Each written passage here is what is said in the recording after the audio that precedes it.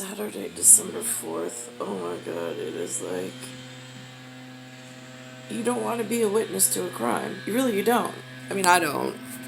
Because then there's certain obligations, usually, that come with it. Why would you want to be an obligatory witness to somebody else's crime if you know that you might be the one who's really hurt more? Because, I mean, I'm not benefiting from the criminals organizing themselves and doing whatever it is that they're doing. I somehow witnessed it while I was being held captive and in punishment and not allowed to do anything for safety or whatever reason. And now my health is deteriorating because some say I didn't participate, so I shouldn't be, whatever. Some wanted to see me really harmed. It's a really hard dilemma to be in. And then this comes on as words of wisdom from Television from Beyond, where it says available nationwide, as if this was an option, idealagent.com. He's an actual seller. So now, is he the agent? Let's see what he has to say. Ideal agents saved me in the neighborhood of $20,000 to $25,000 in commission. The process was as easy as it gets. They are... Because it sounds like... See, I sold simple transaction with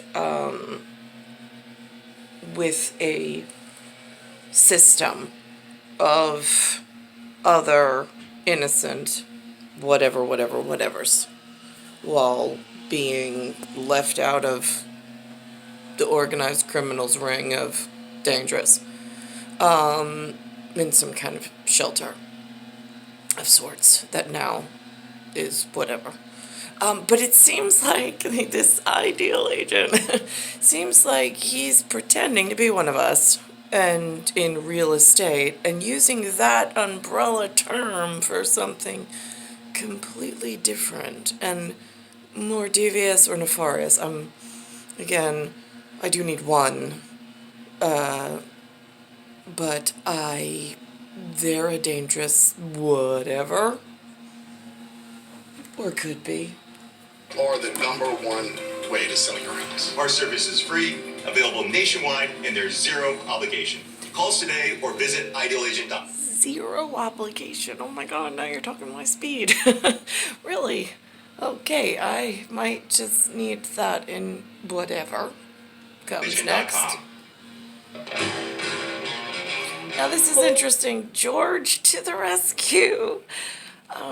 Is this considered clickbait? Because it says if you need a rescue, send your story to georgetotherescue.com. I'm like, I need a rescue more than I think George is prepared to handle. And I'm not quite sure if I send my story and how George is going to receive it, because it looks like he's just holding on to his kids and family, and they're doing real estate thingamajigs. Right? And I'm here, where when I walk from here to where the light in that room is really, really high, and the light coming in from this window as reflected on my face is really, really high, my bones are cracking. The floors are cracking. And this area is a little more destabilized in physics than I can really speak on. So this does put a precarious situation, since there's no, let's put it this way, I belong to somebody by the name, I think he went by Eric Thomas Jefferson. He's on the face of the nickel. I'm nickel. Just saying. It's kind of significant. It's an odd story, but like, these people do exist. There's a reason why. There's founding fathers, the origin. That's why like the schools taught American history, right? but for some reason I got left behind. Don't quite know why, but here we are. Let's just see what clickbait and launched websites seems to put out and tell a vision of some sort. You see Santa's hanging there on a rod. That's how I feel daily. Oh my goodness. What is that? If you or someone you know is in need of a rescue, visit us at georgetotherescue.com to submit your story. Now, the question is that if somebody actually did, say, sit down, take the time, and write out their story, their essay, their whatever, and send it to that particular website about just how, whatever, they're in, would George to the Rescue's staff actually, like, I don't know who's behind it. Is it like one of those like false fronts where then it goes to somebody who's even more dangerous than before? Because you really never know. That's why I stick to just YouTube, Facebook, and I figure Eric Thomas Jefferson and I as Nicole will whatever and whatever, because there was even whatever to do. And so now I'm just, and then would they try to send one, because they've sent me several of their off-color